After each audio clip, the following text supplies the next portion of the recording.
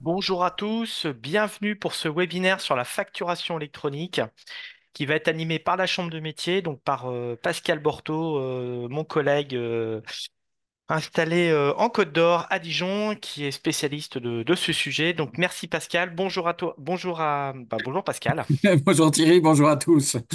Voilà, donc On est en fin d'après-midi, on a un petit peu de mal. voilà, et un sujet d'actualité, et on tenait à vous faire passer des messages, je dirais, durant ce mois de juillet, parce que on entend beaucoup de choses sur la facturation électronique. Donc l'objectif de ce webinaire, ça va être de démystifier la facturation électronique, qu'est-ce qui se cache derrière, et est-ce que vous êtes concerné, et qu'est-ce qu'on va devoir préparer. Voilà. Et Pascal, si c'est OK pour toi, je te laisse la main pour cette présentation, et moi je me chargerai de répondre à vos questions ou de gérer l'espace questions-réponses. N'hésitez pas à utiliser l'espace QR questions-réponses, comme ça vos questions sont enregistrées et si je n'y réponds pas ou si on ne peut pas y répondre, vous êtes très nombreux à être connectés, ça nous permettra de vous recontacter ultérieurement. Et sachez que ce webinaire est enregistré et vous recevrez demain dans la journée un lien pour télécharger la présentation au format PDF. Merci Thierry. Voilà. On voit le support, c'est bon, tu me dis? Ah, c'est bon pour moi. Voilà, c'est tout bon. Alors, donc, sujet important, hein, ce qu'évoquait Thierry, facturation électronique. Alors, qu'on vous donne quelques petites infos, on vous donne les informations qu'on a, nous, aujourd'hui, à l'instant T. Avec ce que nous diffusent à la fois les services de l'État et les prestataires, ça risque peut-être encore d'évoluer, hein. Donc le discours qu'on tient aujourd'hui, on va dire, il est à peu près calé, mais il risque d'y avoir encore des petits changements.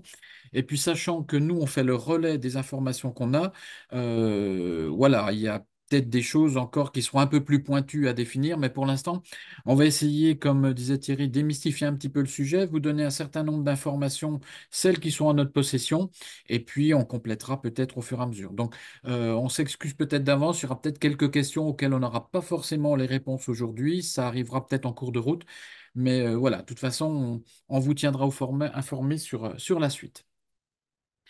Alors, cette facturation électronique, si ça veut bien dérouler, voilà. Donc, c'est une réforme très, très importante qu'a souhaité l'État. Donc, c'est vraiment un des changements importants qu'on a aujourd'hui sur tout ce qui est la gestion et la gestion des entreprises au sens large et également sur la dématérialisation. Donc, il y a eu déjà des étapes différentes par rapport à cette dématérialisation, notamment au niveau de la facture.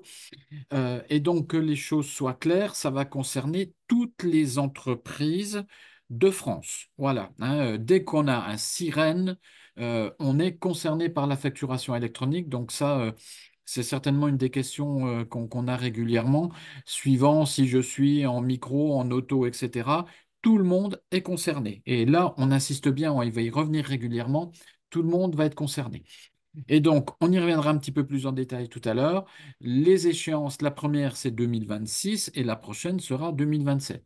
Alors, c'est pas parce que la première échéance est 2026 qu'il faut attendre tranquillement le 1er septembre 2026 et ne rien faire.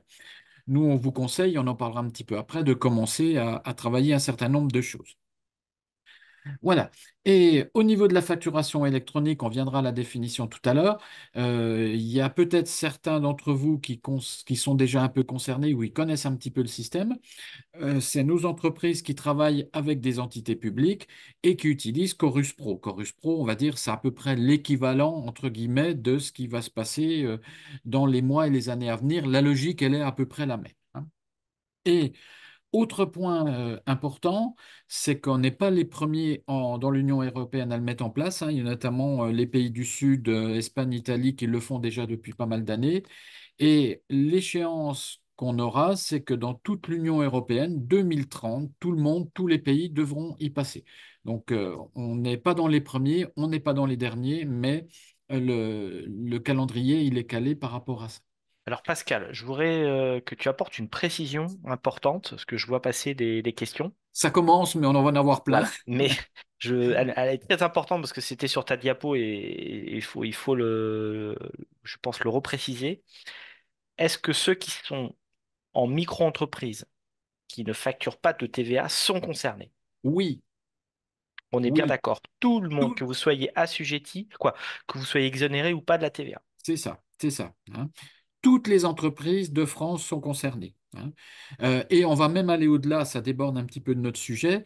On a également des associations qui pourront être concernées. Dès qu'on a un sirène, on sera concerné par la réforme. Alors, pas forcément avec toutes les mêmes strates, hein, pas les mêmes niveaux, mais en tout état de cause, oui, tout le monde est concerné. Et le message est très, très clair. Donc, les objectifs de l'État. Alors là, on vous donne les objectifs communiqués officiellement. C'est-à-dire, les objectifs, ils sont clairs au niveau de l'État, c'est lutter contre la fraude fiscale. Il faut savoir qu'aujourd'hui, la fraude à la TVA, c'est plusieurs dizaines de milliards d'euros par an. Donc, on sait tous qu'en ce moment, l'État est en train de chasser le moindre euro. Donc, ça en fait partie. Et les services de l'État sont clairs pour dire ça fait partie d'un des objectifs de la réforme. Petit à petit, c'est l'objectif numéro 2, c'est arriver à une déclaration de TVA pré-remplie en ligne. On va prendre un petit exemple qu'on connaît tous aujourd'hui, c'est notre déclaration d'impôt en tant que particulier. Ben, aujourd'hui, elle est en ligne, pré-remplie. Ça a mis un petit peu de temps, mais aujourd'hui, on y est arrivé, hein. Donc ça, c'est l'objectif à moyen terme. Une autre chose au niveau des entreprises que met en avant les services de l'État, c'est de connaître leur activité au fil de l'eau. Alors ça peut permettre au niveau de l'État d'apporter une réactivité par rapport à certaines actions. On a eu le cas, par exemple, pendant le Covid, où il y avait des actions que l'État souhaitait mettre en place, mais on ne savait pas trop où en étaient les entreprises par rapport à leur activité, etc. Là, vu que les déclarations vont se faire pratiquement en temps réel, pas tout à fait, mais on n'en sera pas loin, ça veut dire que l'État ça, c'est le discours de l'État, hein. L'État pourra mettre en place des politiques et réagir face à certaines situations d'une manière assez rapide. Et le quatrième point, c'est renforcer la compétitivité.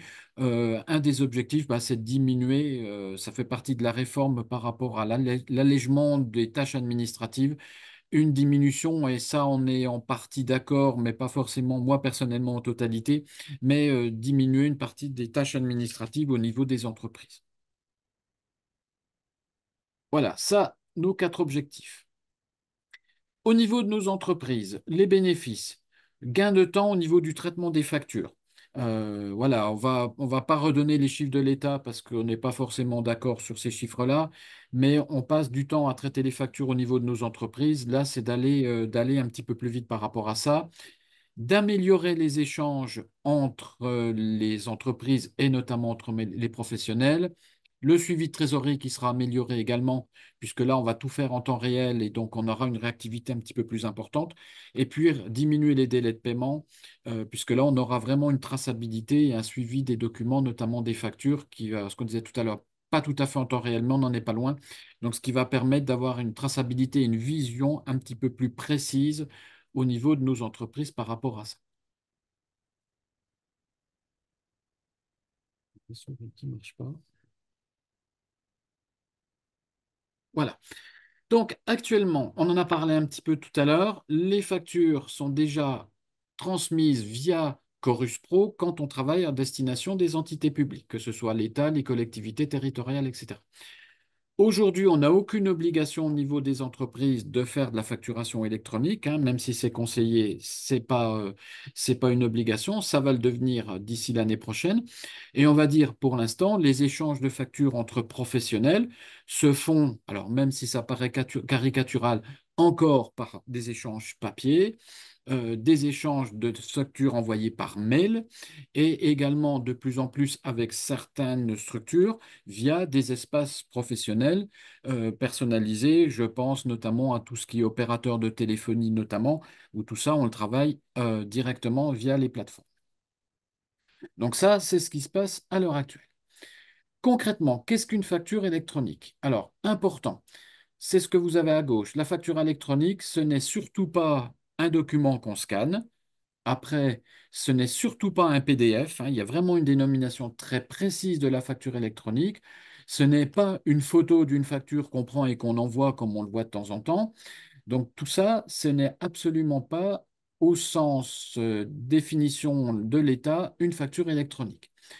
Donc à droite, qu'est-ce que c'est qu'une facture électronique? C'est une facture qui est vraiment sous une forme dématérialisée, mais avec un format, on y reviendra un petit peu tout à l'heure, bien spécifique et bien précis, ce qui veut dire que n'importe quel outil ne permettra pas ou ne permet pas aujourd'hui de mettre en place des factures sous le format électronique, et puis derrière, d'assurer des traitements et de les transmettre via une plateforme.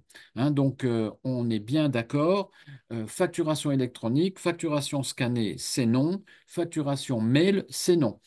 Et ce qui ne change pas, c'est la dernière petite info qu'on vous a mis à la fin de la diapo, c'est quelle que soit la nature de cette facture, les mentions obligatoires sont toujours incluses sur les documents. Ce n'est pas parce que je fais du papier, que je fais du mail ou que je fais de la facture électronique que les mentions obligatoires sont à zapper. C'est clair, et on verra notamment qu'avec la facturation électronique, on va avoir de nouvelles mentions à mettre, mais ça, on y viendra en cours de route. Donc, cette facturation électronique, c'est ce qu'on évoquait à l'instant, elle est transmise sous forme dématérialisée sur une structure qui s'appelle une plateforme.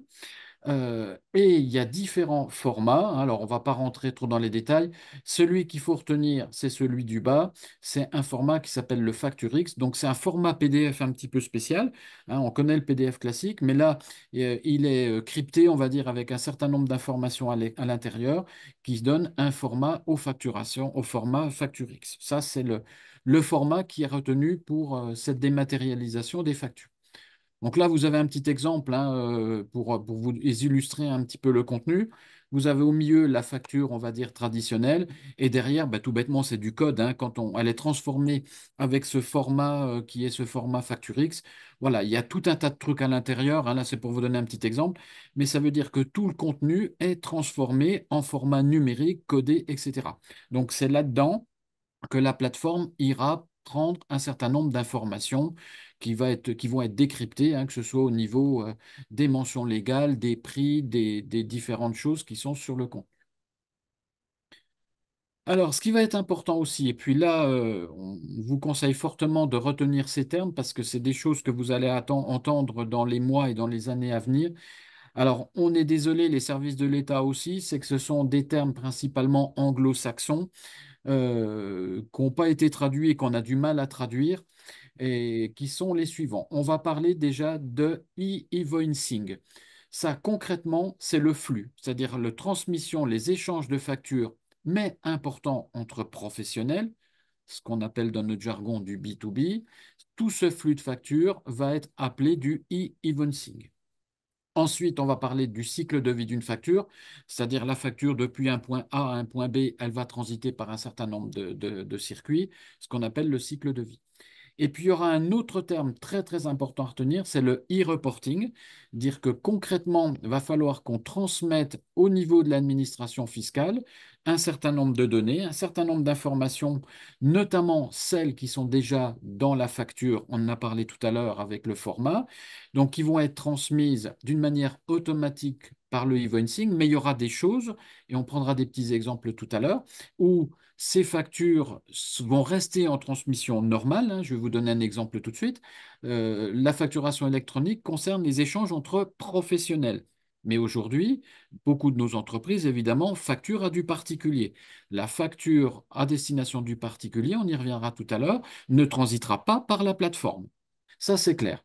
Et par contre, il faudra faire du e-reporting, c'est-à-dire transmettre un certain nombre d'informations également aux plateformes. Donc ça sera l'étape qu'on verra après. Alors, on a parlé tout à l'heure rapidement du calendrier. Important, deux dates à retenir. La première, 1er septembre 2026. Et là, ça va rejoindre la remarque que faisait Thierry tout à l'heure. On aura obligation pour toutes les entreprises, on insiste bien, toutes les entreprises, de recevoir des factures qui proviennent de grosses structures. Donc, qu'est-ce qu'on appelle des grosses structures? Ce sont nos gros fournisseurs dont les effectifs dépassent 250 salariés ou 50 millions de chiffre d'affaires. Concrètement, c'est quoi? Nos opérateurs de téléphonie, nos opérateurs de factures d'eau, de factures d'EDF, de gaz, etc., transmettront leurs factures par ce système de facturation électronique. Donc, pour revenir à la remarque de tout à l'heure, moi, je suis en micro, je suis en auto, mais j'ai une facture de téléphone que je reçois, j'ai une facture de lumière, j'ai une facture d'eau. Et bien, ces factures-là transiteront par le système de facturation électronique. Donc, c'est pour ça que tout à l'heure, on a bien insisté. Toutes les entreprises, à partir du 1er septembre 2026, recevront les factures provenant de leurs gros fournisseurs, on va garder ce terme-là, via ce système de facturation électronique. Donc, on verra tout à l'heure sur la diapo après un petit peu concrètement comment ça se présente, mais ça, c'est la première échéance très, très importante. Et donc là, on va être dans le sens réception et dans l'autre sens, à partir du 1er septembre 2027, c'est la suite de la réforme. Là, toutes les factures qu'on émettra en direction de tous les professionnels, donc le fameux invoicing dont on parlait tout à l'heure, mais là, en direction des professionnels, on l'appliquera au 1er septembre 2027. Et également au 1er septembre 2027, le fameux reporting des informations qui vont nous manquer, eh ben, on le mettra également en place à partir du 1er septembre 2027. Donc, première échéance importante, 1er septembre 2026, toutes les factures provenant des grosses entreprises transiteront par les plateformes et donc par le système de facturation électronique. Donc ça, ce que dit Pascal, c'est très important parce qu'on entend souvent dire, ah bah non, je suis en micro, je suis pas concerné pour 2027, c'est pour moi c'est 2027, ou je vais être en retraite en 2026, quoi, en 2027 ou début 2027. Eh bien, je dirais, vous êtes concerné parce que vous allez recevoir les factures ou une facture parce que vous avez la téléphonie, l'énergie ou des choses comme ça. Donc ça, c'est Voilà, important à bien le préciser. voilà, hein. Et donc, voilà, les aimants clés à retenir, hein, ça revient, ça complète la petite remarque de Thierry à l'instant. Toutes les entreprises sont concernées.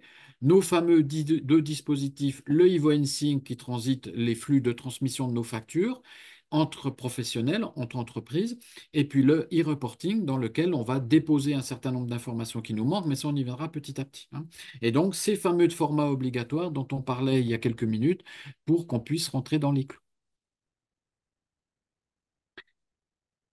Alors, concrètement, comment ça va se passer au niveau de l'émission et de la réception? Donc là, rebelote, on va voir un certain nombre de termes qui sont importants à retenir. Premier terme, c'est ce qu'on appelle les PDP. Ce sont des plateformes, alors le jargon, c'est plateforme de dématérialisation partenaire.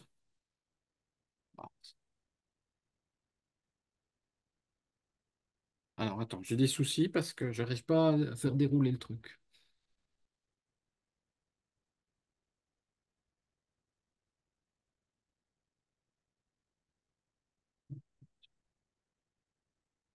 La souris marche plus. Ah, avec la touche, les flèches, tu peux déplacer Ah avec les non, flèches, Pascal. non, non, ça marche pas. Ah, J'ai rien. tu veux que je prenne la main? Oh, ça va aller, ça va aller. Voilà, donc les fameux outils. La PDP, donc la plateforme de dématérialisation. Donc ça, c'est des plateformes qui vont nous servir à la fois à déposer et à recevoir les factures au niveau de nos entreprises. Il faut savoir que ça va être une obligation au niveau de nos entreprises. Il va falloir qu'on choisisse une fameuse plateforme, une fameuse PDP. Et à ce jour, pour l'instant, les PDP ont candidaté. Il y en a 95 en ce moment qui sont en cours de validation. On va y venir juste après. Et première chose qui est importante de préciser, c'est que ces services des PDP, étant donné que ce sont des plateformes et des prestataires privés, seront des services payants. Pour l'instant, on ne va pas rentrer dans le détail du paiement, mais ça va fonctionner comme ça. Le PPF, ça sera la plateforme publique. Grosso modo, on prend notre chorus un petit peu amélioré et qui va servir de base de relais, notamment au niveau des entreprises, puisqu'on va voir tout à l'heure un petit peu comment ça transite, le schéma complet qu'on aura sur la diapo juste après. Et puis, on aura un autre petit intermédiaire qui va pouvoir intervenir. C'est ce qu'on appelle un OD, c'est un opérateur de dématérialisation. Donc là, ça sera un petit peu une interface, on le verra à la fin, qui va nous aider à mettre en place tout ça. Voilà, à dématérialiser nos factures, ça sera un petit intermédiaire. Mais on va y revenir tout à l'heure sur le schéma. Donc, comment ça va se passer? On a évoqué tout à l'heure réception des factures de nos gros fournisseurs à partir du 1er septembre 2026. Donc, si mon fournisseur mon gros fournisseur est une entreprise française, c'est ce qu'on voit juste en dessous. Les factures par mail, etc., tout ça, terminé. On les recevra via la plateforme, le PDP. Si par contre mes fournisseurs sont étrangers, pour l'instant, on ne change rien, c'est-à-dire on continue à les recevoir avec les modes qu'ont choisi ces fournisseurs. Par contre, il faudra qu'on reporte à partir du 1er septembre 2027 un certain nombre d'informations, ce fameux e-reporting tout à l'heure, puisque quand ça va transiter au niveau des plateformes, la plateforme va aller piquer des informations, mais tout ce qui ne transitera pas par la plateforme, il faudra qu'on le reporte entre guillemets manuellement, hein, je le mets entre guillemets, sur la plateforme. Donc, le petit schéma pour vous expliquer tout ça. À gauche, mon fournisseur. Voilà. Moi, je suis de l'autre côté. En Saumon, c'est mon entreprise. Concrètement, comment ça va se passer? Je vais prendre l'exemple d'Orange, hein, on ne va pas faire de comparatif de marque. Orange veut m'envoyer une facture. Donc, il va prendre la facture, il va aller la déposer sur sa plateforme qu'il a choisie, la fameuse PDP. Dans cette facture, il y aura une mention obligatoire nouvelle qui sera le numéro de sirène, SIRET. Normalement, c'est le SIRET, mais moi, on vous conseille avec Thierry d'utiliser le SIRET. On y reviendra un petit peu après. Donc, qu'est-ce qui va se passer? Moi, au niveau de mon entreprise, j'ai également choisi une plateforme, la fameuse PDP qui est appelée, nous, PDB-B. Donc, quand le fournisseur va déposer sa facture sur sa plateforme, la plateforme va regarder le numéro de SIRET du destinataire, en l'occurrence celui de mon entreprise. Ensuite, ça va les vérifier sur le fameux annuaire officiel de l'État, la base de l'entreprise, où là, qu'est-ce qui va se passer? Ben, la plateforme sur le PPF va faire l'association de mon numéro de SIRET avec la plateforme que j'ai choisie, ma fameuse PDP. Et donc, qu'est-ce qui va se passer? Je prends un petit exemple. Orange envoie la facture à mon entreprise qui a pour SIRET 1, 2, 3, 4, 5, 6, 7, 8, 9. L'annuaire des entreprises va dire, ben voilà, l'entreprise avec le SIREN 1, 2, 3, 4, 5, 6, 7, 8, 9 a choisi la plateforme B. Et donc, on envoie la facture sur la plateforme B et moi, j'aurai l'information comme quoi une facture a été déposée. Et entre-temps, qu'est-ce qui va se passer?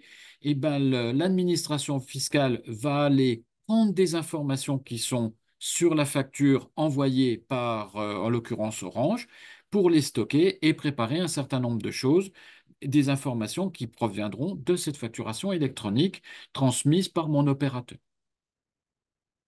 Voilà pour expliquer un petit peu le principe, hein. Donc, si on résume, les fournisseurs déposent leurs factures sur la plateforme. Via le Sirène, on est identifié. La plateforme officielle de l'État repère mon PDP et dépose la facture sur ma plateforme. Voilà, pour expliquer un petit peu le schéma concret, comment ça va se passer. Voilà sur le principe. Dans un premier temps, première étape. Alors, je ne sais pas si à partir de là, Thierry, tu as des petites questions. On va y aller étape par étape hein, pour essayer de vous expliquer ça au mieux. Donc là, on est dans le sens grosse entreprise vers moi, 1er septembre 2026. Alors Pascal, là j'ai une petite question. J'ai pas, moi personnellement, j'ai pas forcément la réponse, donc peut-être que toi tu l'as.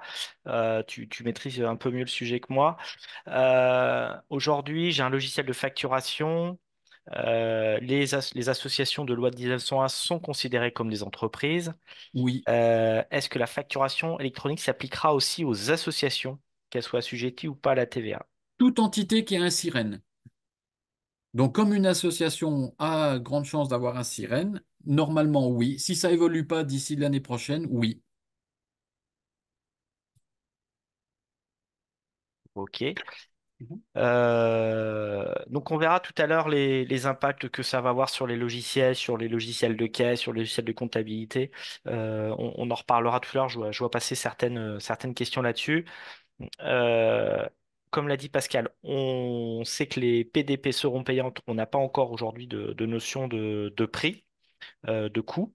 On a des pistes. On a des pistes, mais bon, et puis on vous donnera tout à l'heure à la fin quelques petites points à déjà identifier, à recenser pour que vous sachiez bien choisir votre plateforme. Voilà.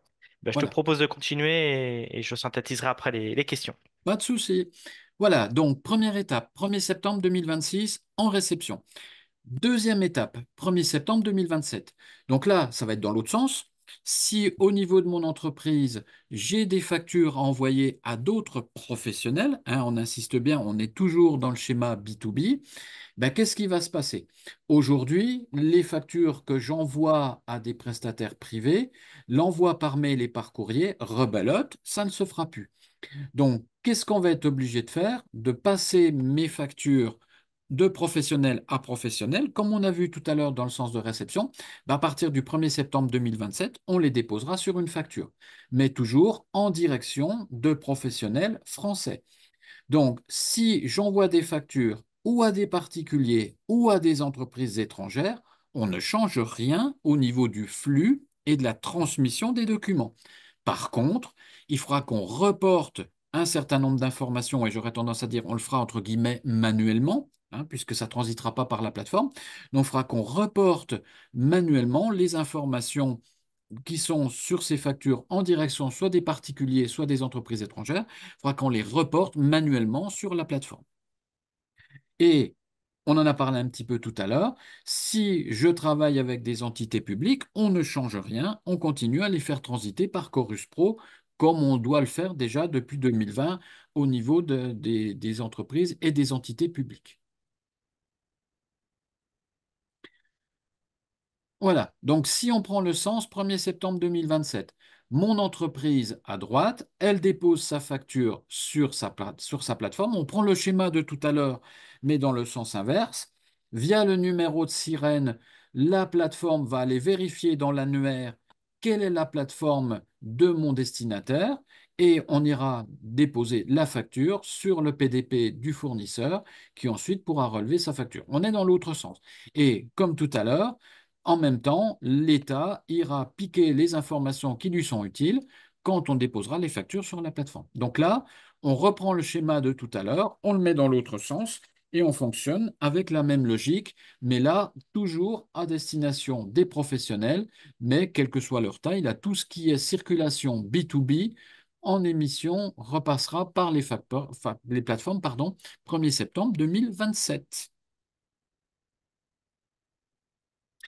Alors, le choix de la PDP, parce que ça, ce qui va être important, aujourd'hui, on a un tout petit doute 94, 95, des plateformes, donc des prestataires qui ont candidaté. Dans le jargon de l'État, on appelle ça immatriculé pour l'instant. Par contre, ce qu'il faut être très, très vigilant, et on commence à avoir des discours là-dessus, c'est que pour l'instant, les plateformes ont candidaté, mais pour l'instant, en aucun cas, elles sont certifiées. C'est en cours par les services de l'État. Pour affiner un petit peu, l'État il dit immatriculé sous réserve. Mais ça veut dire qu'aujourd'hui, les discours qu'on voit de prestataires privés qui disent on y est, on peut y aller, c'est non, hein. Le discours, il est très, très clair. Les services de l'État sont en phase de test en ce moment avec ces fameuses plateformes qui ont candidaté pour les valider. Mais pour l'instant, ce n'est encore pas fait. Donc, la liste, elle est disponible. Alors, vous pouvez la voir hein, sur le site du gouvernement. Vous tapez dans Google liste des PDP en cours d'immatriculation sur le site impôt.gouv et vous verrez la liste. Voilà, on est à 94, 95. Alors, pour certaines, ça vous causera. Pour d'autres, les noms ne vous causeront pas. On y reviendra un petit peu tout à l'heure, ce qu'on disait, sur quelques pistes qu'on va pouvoir vous donner. Et donc, à partir de l'automne 2025, c'est là où les services de l'État vont donner vraiment l'agrément en disant à la plateforme, OK, vous y êtes, vous êtes conforme. Et donc là, l'immatriculation va devenir, au nom de l'État, immatriculation de manière définitive, hein. Donc pour l'instant, on est sous réserve de vérification, de tests, de trucs, de machin.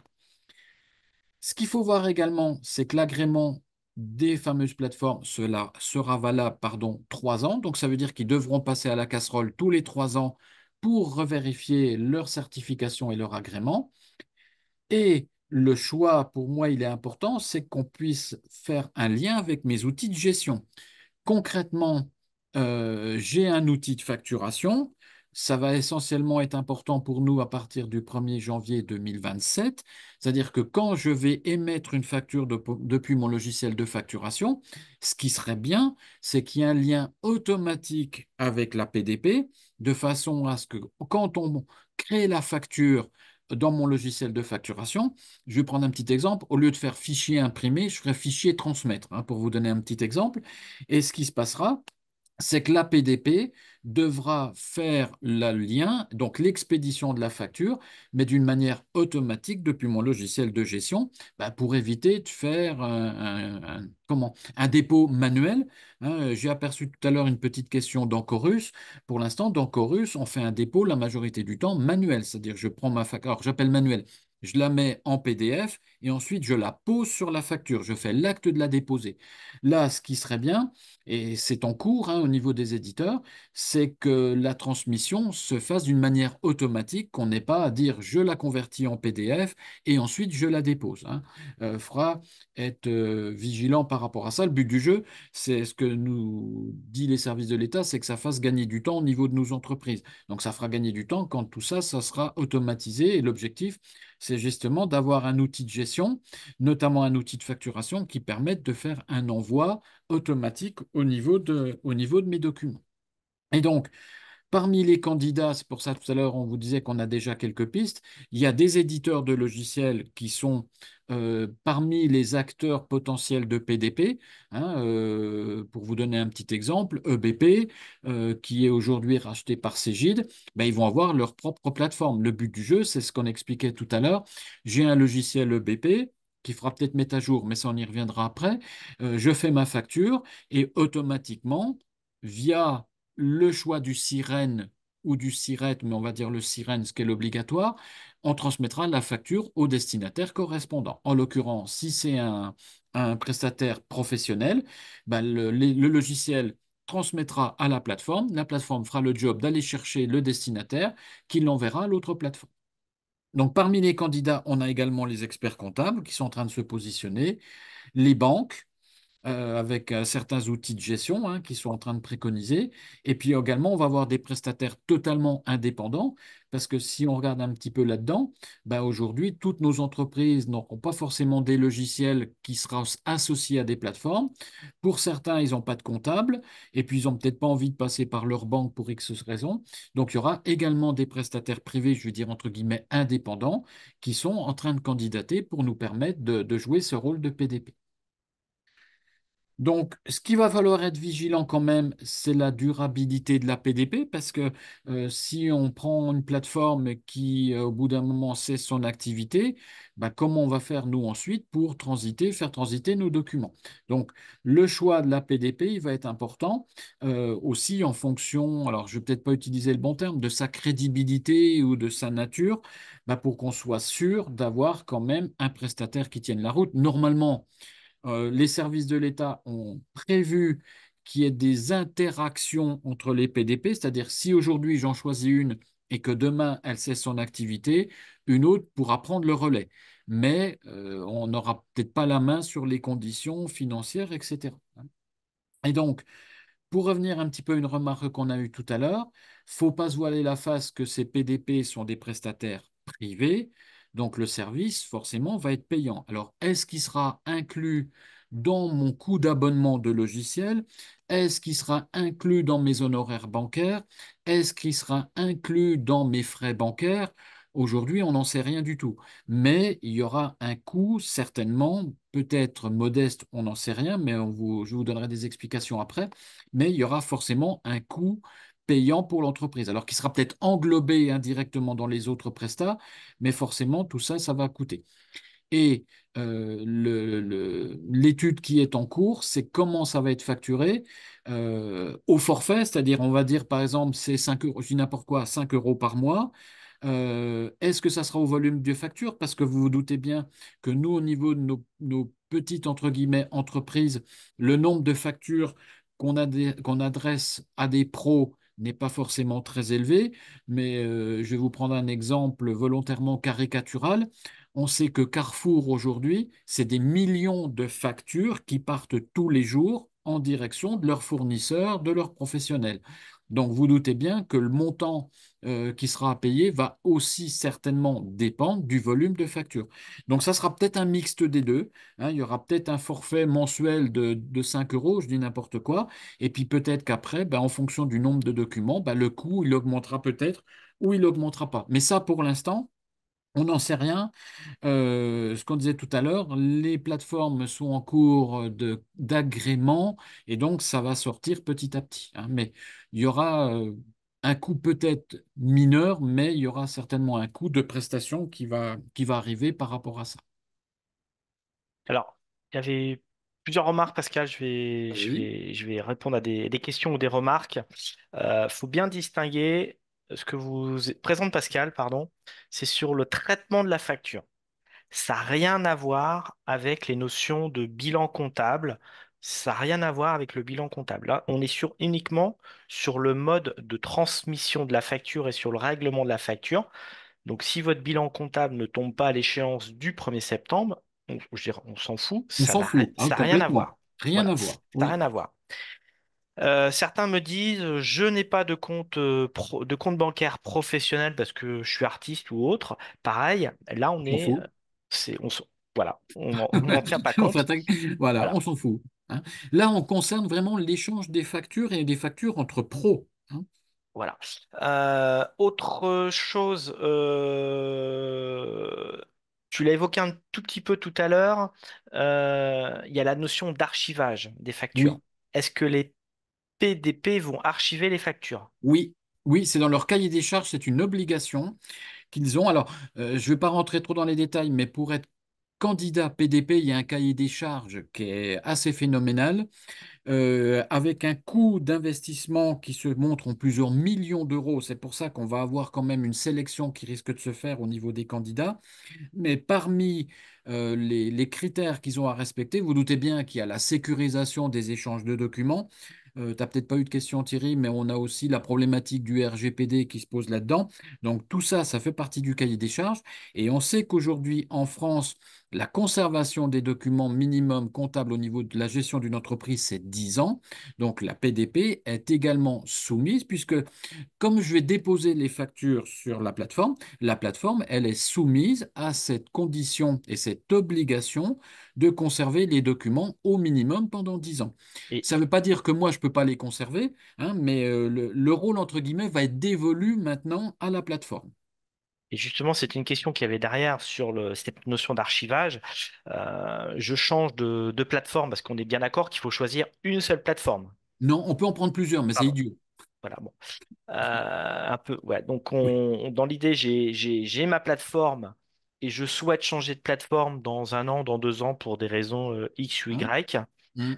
Comment va se passer le suivi de l'archivage de ces factures avec mon Alors, ancien? normalement, dans le cahier des charges, la portabilité entre plateformes est obligatoire. C'est-à-dire, si demain, la plateforme que j'ai choisie cesse son activité, celle que je reprendrai a obligation de reprendre les informations qui sont déposées sur la première. Ça fait partie aussi du cahier des charges. Donc, j'aurais tendance, je vais être très méchant, je dirais peu importe si la plateforme cesse son activité. Je fais très caricatural, mais la portabilité est obligatoire. Alors après, je ne dis pas que les coûts seront différents, que les manips seront plus simples ou moins simples, hein. Pour moi, ça, c'est un autre débat. Mais techniquement, ils auront obligation de récupérer les informations. Et est-ce qu'une PDP peut remplacer un logiciel de facturation? Non, On est d'accord, c'est deux choses différentes. oui, oui. Hein. Par contre, l'interface entre les deux est souhaitable. Je ne veux pas dire obligatoire parce que rien n'est obligatoire, mais c'est quand même mieux. Donc, ça veut dire qu'au 1er septembre 2026, il faudra que j'ai choisi une PDP. Oui, oui. Hein, voilà, on reprend l'exemple de tout à l'heure. Bah, c'est un petit peu, tiens, on peut prendre la slide là, hein. À compter du 1er septembre 2026, les réceptions de factures provenant de nos gros fournisseurs arriveront sur la PDP. Donc, ça veut dire qu'il faut qu'au 1er septembre 2026, j'ai choisi une PDP. Alors, moi, j'aurais même tendance à dire avant, n'attendons pas le 1er septembre 2026 parce que c'est l'autoroute au 15 août, hein, ça va être la folie douce là. Donc, moi, je dirais au niveau de nos entreprises, commençons dès qu'on aura les agréments, parce qu'on revient à notre discours de tout à l'heure, pour l'instant, on ne les a pas. Dès qu'on aura les agréments, de commencer à mettre en place ce système-là. On peut très bien le faire avant, hein. L'obligation, c'est d'être prêt au 1er septembre 2026. Mais moi, si à partir de décembre 2025, je veux transiter par les plateformes et dire à Orange, je reçois mes factures sur la plateforme, il n'y a aucun souci. On peut commencer à bosser avant. Simplement, il faudra qu'au 1er septembre 2026, on soit prêt, hein. Donc, choisir une PDP, oui, dès que ça sera dans les tuyaux. Mais je reviens à mon discours de tout à l'heure, méfiance. On va pas se faire que des amis, mais c'est pas grave. Méfiance sur aujourd'hui les campagnes de pub, etc., où on en voit, hein, avec les collègues, on en a vu pas mal. Ça y est, on est prêt, venez chez nous, pourquoi pas, mais pour l'instant, l'agrément, il sera peut-être réel, mais pour l'instant, il ne l'est pas officiellement. Il faut être très très attention. On a des plateformes, mais on va pas citer de nom, qui disent on est immatriculé sous le numéro 048. Non, c'est le numéro de dépôt de mon dossier quand j'ai candidaté 048. C'est pas le numéro d'agrément, hein. Donc ça va arriver, mais précaution pour l'instant.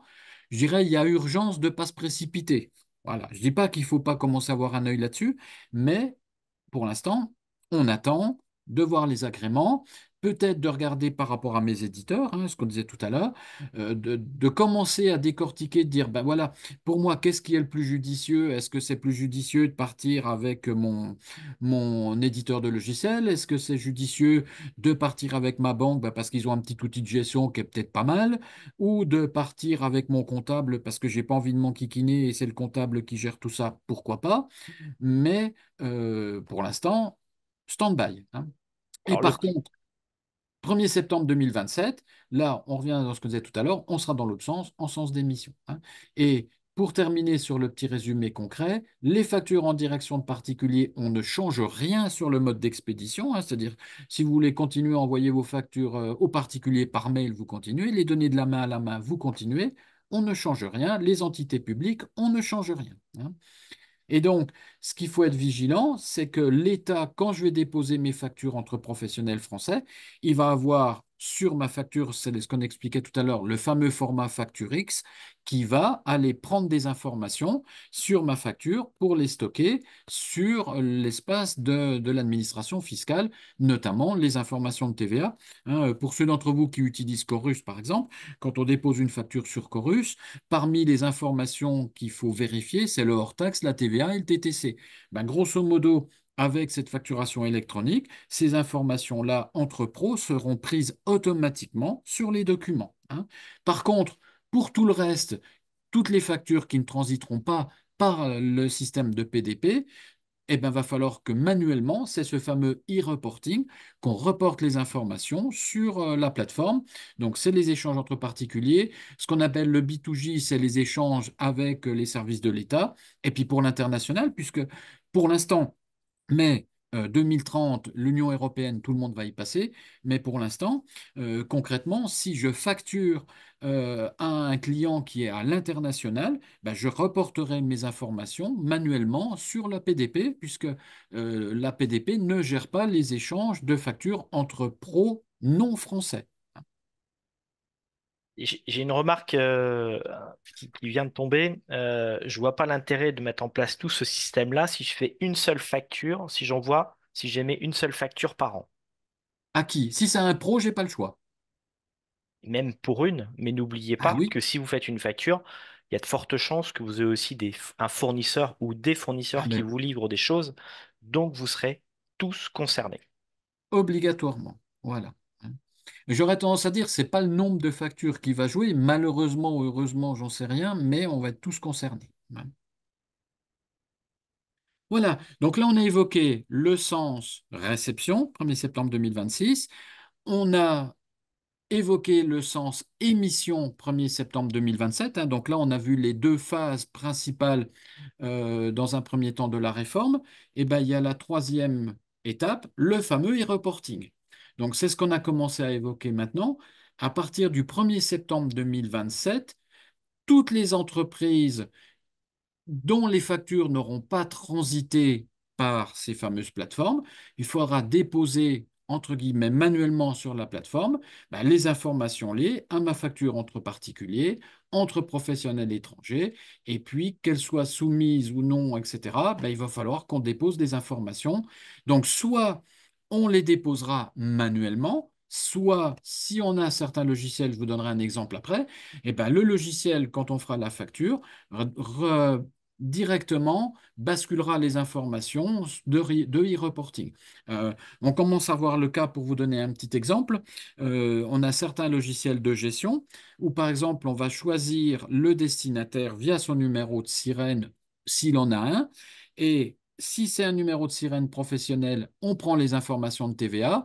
Si c'est des informations qui sont, par exemple, pour un particulier où il n'y a pas de sirène, grosso modo, le logiciel, il prend les informations, puis il les met de côté pour l'instant, et il ira les reporter, faire ce e-reporting ensuite sur la plateforme. Hein, ça sera un petit peu automatisé, mais sans que j'ai manuellement à le refaire. Mais ça, tout dépendra des outils, des logiciels qu'on choisira. Et on voit que l'échéance à plus ou moins court terme, ben, c'est d'avoir la déclaration de TVA en ligne, pré-remplie, hein, d'une manière automatique par les échanges entre pros, plus ou moins manuel parce que j'aurais reporté depuis tout ce qui est facturation non professionnelle.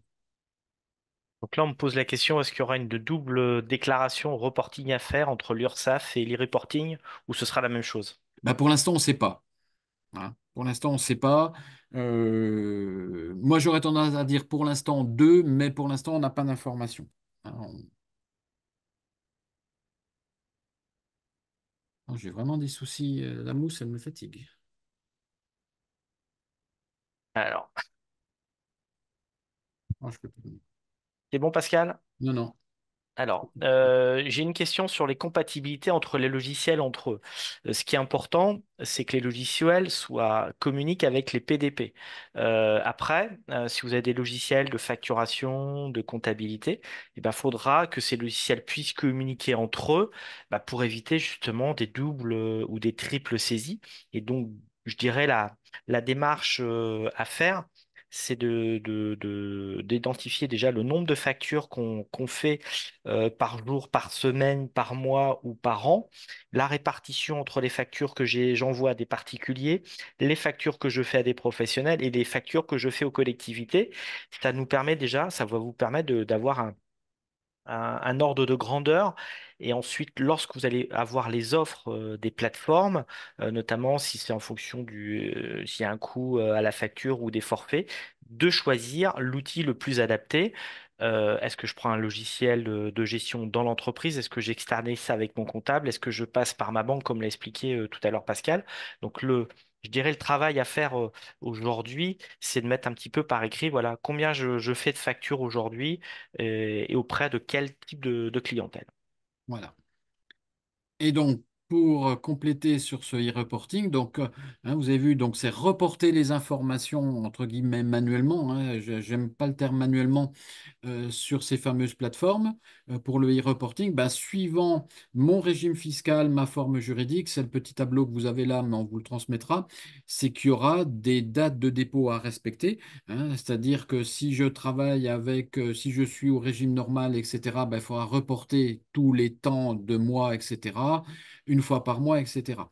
Alors, d'où l'intérêt, ça complète un petit peu la remarque de Thierry à l'instant, d'avoir certains logiciels de gestion qui automatiquement reporteront les informations parce que moi, je me vois mal en tant que chef d'entreprise de dire ben, on est le 10, il faut que je reporte, on est le 20, il faut que je reporte, on est le 30, il faut que je reporte. On ne va pas s'en sortir. Donc ça, on pourrait très bien l'envisager, mais l'idéal, c'est de dire ben voilà, mon outil de gestion automatiquement déposera les informations à la date voulue sur la plateforme pour éviter justement qu'on ait à avoir cette réflexion manuelle, cette réflexion un petit peu intellectuelle, de dire ben, il faut pas que je zappe les dates, etc. Donc le principe, il serait bien qu'on puisse entre guillemets automatiser tout ça. Donc quand on va avoir certains outils de gestion, je ne me fais pas trop de soucis. Avec d'autres, il va falloir être vigilant de bien avoir ce respect de timing et ce respect des dates à respecter. Donc, pour les mentions obligatoires pour ce fameux e-reporting, il y aura le numéro de sirène, la période, ce qu'on disait tout à l'heure, par rapport aux déclarations qu'il faudra faire, est-ce qu'on est en déclaration de TVA, etc. Et surtout, important, et on va détailler un tout petit peu après, c'est qu'il va bien falloir sur la facture catégoriser le type d'opération. Est-ce que c'est de la prestation de service? Est-ce que c'est de la livraison de biens? Ou est-ce qu'on fait les deux? Donc ça va être hyper, hyper important que ce soit bien fléché sur les factures parce qu'il va falloir que le report se fasse bien par catégorie de prestation. Donc ça, c'est très, très important. Et puis ce qu'on évoquait tout à l'heure, le montant hors taxe, la TVA, la TTC et les devises. Bon, ça, il n'y a pas de souci, les dates de transaction. Et automatiquement, pareil, si on a du logiciel, bah, les informations, elles vont remonter automatiquement et parce qu'il faut indiquer également le nombre de transactions. Bon, l'objectif, c'est qu'au niveau des services de l'État, ils puissent avoir une remontée quasiment, je ne vais pas dire en temps réel, mais on n'en est pas loin, des informations de gestion au niveau de nos entreprises. Petite Euh, question, Thierry? ouais, des questions pour ceux qui sont notamment qui travaillent chez eux ou qui font la déduction de charges, quoi, de charges de coûts. Je pense à l'eau, l'électricité, où c'est au prorata, où là on reçoit la facture en tant que particulier et après on fait une ventilation dans son entreprise. Donc là, pareil, ce ne sont pas des factures de professionnels. Donc tu es d'accord avec moi qu'on n'est pas concerné. Non, non, pour moi, non. Ouais. Voilà. Quand on fait des achats, question je viens de le voir sur des achats en grande surface et je me pose la même question lorsqu'on va faire le plein d'essence. Aujourd'hui, lorsqu'on va faire le plein d'essence en tant qu'entreprise, on n'a pas de facture, on n'a qu'un ticket de caisse. Oui, Parce que une facture, quelle est la différence, Pascal, entre un ticket de caisse et une facture? c'est nominatif et il y a un certain nombre d'informations obligatoires, notamment le nom des uns et des autres. Voilà, pour Voilà, faire donc simple, hein. sur un ticket de caisse, il n'y a pas le nom de l'entreprise, C'est donc ça. c'est pas le ticket de caisse, c'est pas une facture. Mais donc aujourd'hui, on pourra continuer d'aller faire nos achats en grande surface. On aura le ticket de caisse. Oui. Et ça sera de la compta pure et dure, hein, pour l'instant. Voilà. Hop, je regarde. Donc, on me dit quand je suis auto-entrepreneur, donc sans comptabilité, bah si, forcément, quand vous avez une entreprise, vous avez de la comptabilité. Même si elle est simple. Même si elle est simple, il y a forcément de la comptabilité, qui est ou pas la déduction de TVA. Donc, on le répète, obligation de recevoir les factures des fournisseurs, que vous soyez en micro, en auto, en SARL, en SAS ou n'importe quel type de société. Oui. Voilà. Alors, j'ai pas mal de questions. J'espère pas trop en oublier. J'essaie de Vas-y, synthétiser. vas-y. Tu vas nous reparler un petit peu du format de facture. Donc, on y Oui, reviendra tout à l'heure. oui, Et pareil, si les gens veulent pas des factures quand vous faites les marchés, les foires, ben, comme vous vendez des particuliers, vous n'êtes pas concerné par l'émission des factures. On le répète, c'est uniquement entre pro et pro. Mais vous serez concerné par le e-reporting à partir de 2027 pour déclarer votre activité. Ça veut dire, Pascal, est-ce que je pourrais encore utiliser mon bon tableau Excel ou mon fichier Word pour faire des factures? non. Des factures pour des pros, hein. Ah bah pour des pros, non. Ah, le On est débat, il est d'accord. clos. Voilà. Ok. Alors, ce qui veut dire, parce que je crois que j'ai aperçu une petite question tout à l'heure, euh, alors, on va faire le pire, même si ça me plaît moyennement. Ça serait avoir un... Alors, vous voyez que pour tout ce qui est pro, on n'aura pas le choix, va falloir passer par du logiciel de facturation. Ça, c'est clair. Par contre, on pourrait envisager, mais moi ça me plaît moyennement, que pour une facture au niveau du particulier, on fasse des factures avec Excel, même si ça me plaît moyennement. Mais moi, en tout cas, et au niveau des collègues, on le déconseille fortement. On ne va pas avoir deux outils pour faire des factures, sachant que normalement, la loi nous impose à ce que les numéros se suivent au niveau des factures. Donc là, ça va être ingérable. Donc, le conseil qu'on donne, c'est un seul outil de facturation dans lequel on fait la facturation pro et la facturation particulier.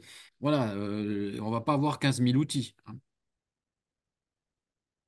Je vais vous passer une petite question rapide. Si on fait du B2C, alors on ne transmettra pas la facture par la plateforme, on la transmettra en mode normal à un client, on continue à l'envoyer en mode normal. On ne change rien pour les clients particuliers au niveau de l'émission des factures, donc ce qu'on appelle le e-reporting.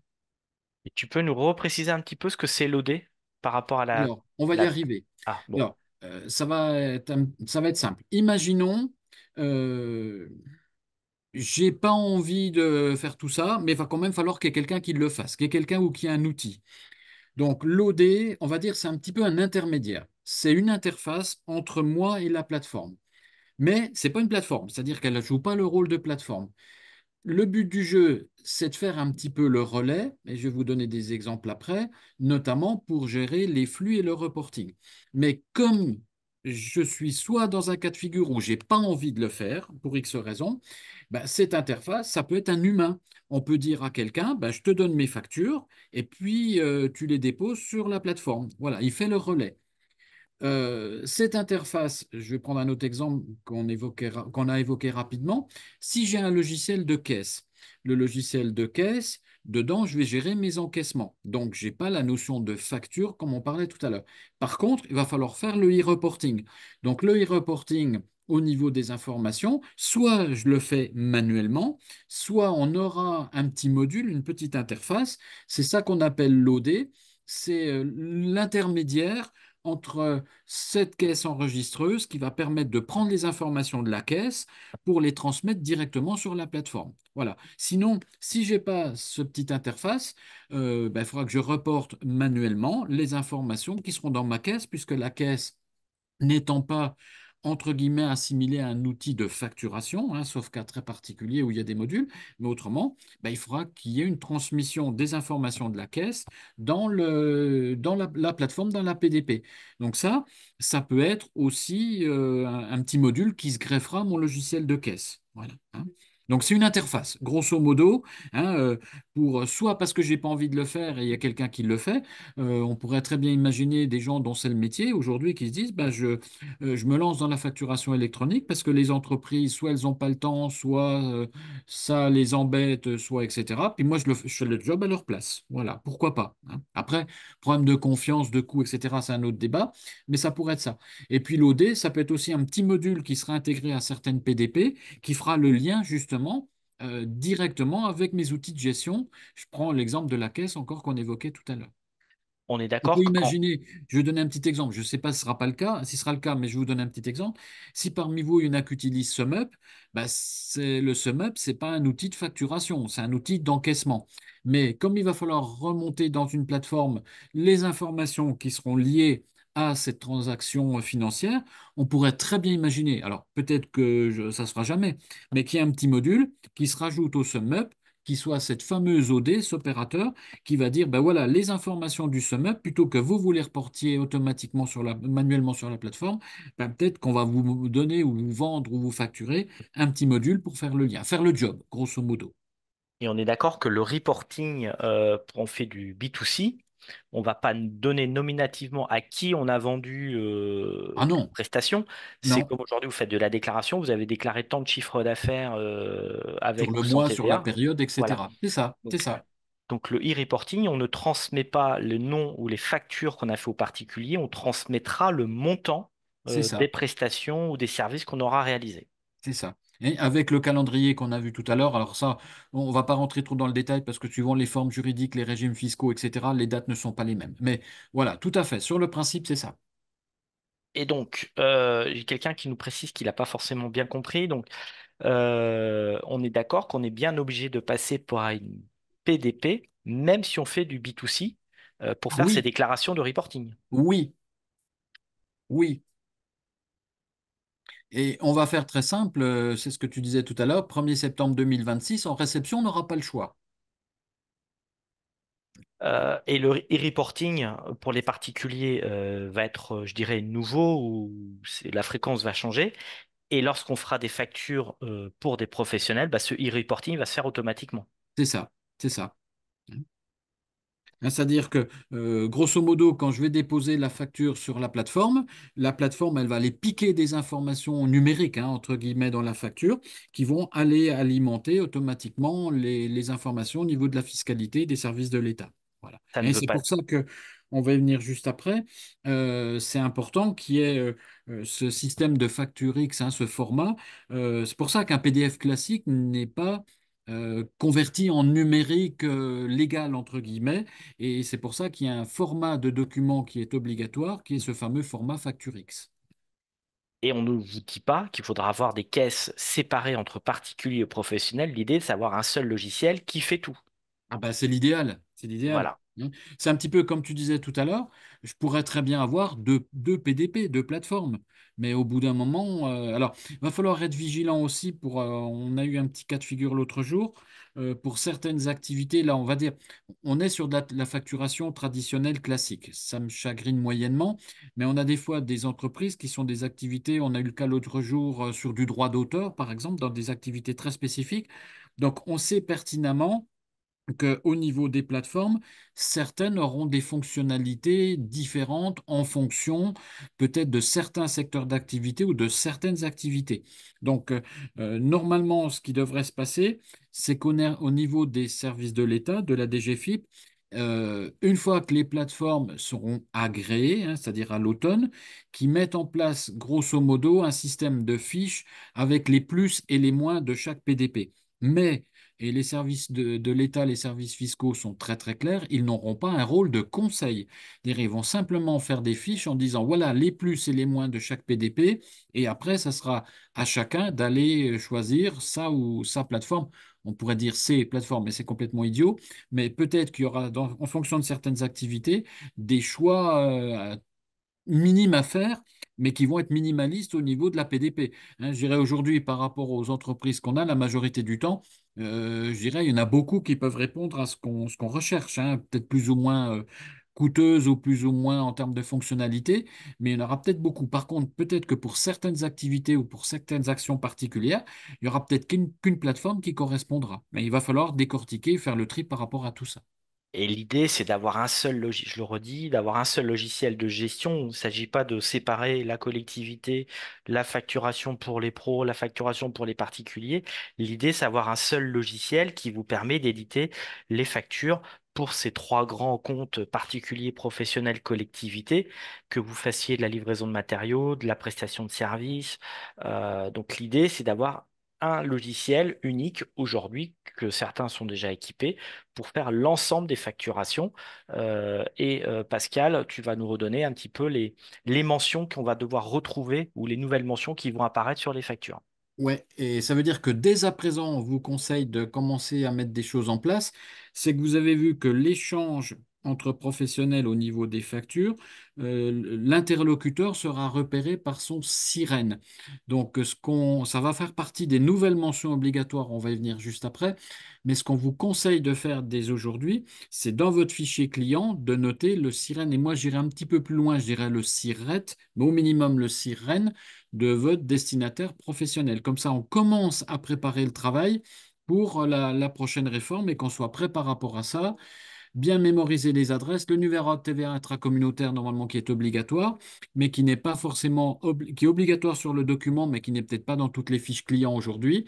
Donc ça, ce soit bien repéré par rapport à tout ça. Hein.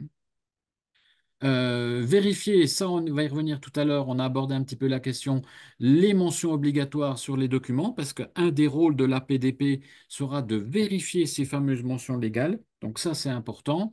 Nommer un référent facture électronique, ça on va oublier. Et puis commencer à réfléchir à cette fameuse digitalisation de factures, de commencer à mettre en place tout ça, être bien vigilant à ce qu'on soit prêt le jour J, parce que ce qu'on disait tout à l'heure, quand on va arriver au 1er septembre 2026, qu'on commence à être dans les tuyaux, et puis peut-être commencer à prévoir la suite hein, par rapport à certaines de nos entreprises qui peut-être au l'instant n'ont peut-être pas beaucoup de factures, on aura peut-être beaucoup plus à faire, etc. Mais voilà, commencer, on aurait tendance à dire quasiment dès aujourd'hui, à mettre en place un certain nombre de choses et commencer à réfléchir un petit peu à tout ça. Alors, en interne, Pascal, est-ce qu'il y a des formations qui vont être prévues au niveau de la chambre de métier ou... Ben, pour l'instant, je vais être objectif, on sait pas trop. Voilà, on ne sait pas trop. Pour l'instant, on vous diffuse l'information telle qu'on l'a, mais on peut pas, pour l'instant, moi, je peux pas vous dire oui ou non. notamment Mission de si conseil et mission d'accompagnement, oui. Hein, ça, c'est ce qu'on fait, ce qu'on va faire avec les collègues. Mais sur de la formation, je on peux pas verra, vous. on verra en fonction de l'actualité et de la demande, on Ouais, construira ça ou ouais. l'offre à la demande. Ça sera difficile de vous former sur une plateforme en particulier. Il y a 95 plateformes, on pourra pas tous les connaître.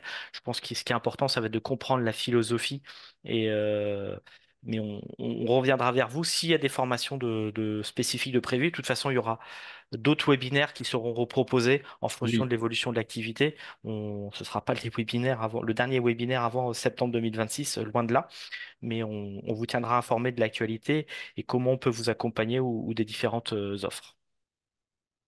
Et donc, parmi les points importants, ce qu'on évoquait à l'instant, les mentions obligatoires sur les documents. Donc, on a déjà, à la date d'aujourd'hui, 30 mentions obligatoires sur nos factures.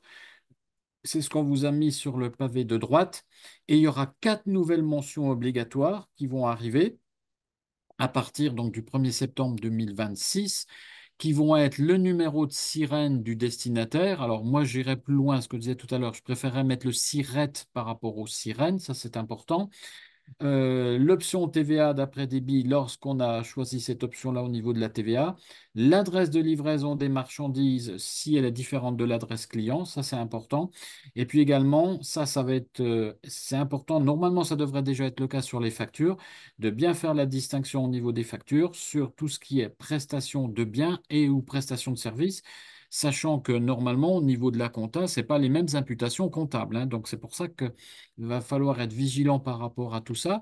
Alors ça, c'est les informations qu'on a à la date d'aujourd'hui. Normalement, ça ne devrait pas trop évoluer, mais donc on aura 4 nouvelles mentions obligatoires à mettre sur les factures. Donc ça, on aurait tendance à dire commencez à anticiper, hein, commencez pour ceux d'entre vous qui peuvent le faire, à mettre en place ces nouvelles mentions obligatoires sur les documents. Et on insiste bien, l'APDP, la plateforme, va vérifier les mentions légales sur les documents.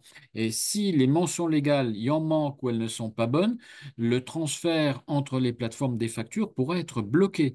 Donc, pour certaines de nos entreprises, on risque d'avoir un message, ben, votre facture est rejetée ben, parce qu'il manque la mention, je ne sais pas quoi, sirène du destinataire. Donc, il va falloir être très, très vigilant, hein, pour qu'on soit bien dans les clous par rapport à ces nouvelles mentions. Donc, pour ça qu'on commence à dire préparez bien tout ça, commencez à être vigilant sur vos documents, sur les mentions obligatoires, même si c'était déjà le cas, mais là, de bien renforcer. J'aurais tendance à dire aujourd'hui, si vous faites une facture et que par oubli, il vous manque une mention légale, bon, le risque, il est faible. Je veux dire, on va être très honnête. Par contre, là, avec la facturation électronique et avec le transfert sur les PDP qui vont vérifier les contenus, là, ça ne sera pas la même chose. Donc, il va falloir être très, très au fait de ne pas oublier de mention sur vos documents. Et Donc, ça, on pourra bien entendu imprimer cette facture au format papier et la remettre en main propre au client professionnel s'il la souhaite. exactement. Mais pour payer, il faudra l'envoyer via la plateforme. Voilà. Et donc, ce qui est nouveau, ça c'est ce qu'on insiste bien, il va bien falloir détailler donc, dans le devis, puisqu'en règle générale, la facture fait le lien avec le devis, les catégories d'opérations. Alors ça, c'est important pour notamment certains de nos auditeurs qui sont déjà en auto où le chiffre d'affaires, les cotisations sont différentes suivant si on fait du bien ou du service. Là, tout le monde va être assujetti à ça, donc bien détaillé dans la facture. Grosso modo, ça va faire 3 catégories d'opérations. Est-ce que je fais du bien? Est-ce que je fais du service? Ou est-ce qu'il y a éventuellement les deux sur une même prestation? Hein, livraison et prestation de service, tout est inclus dans la même chose.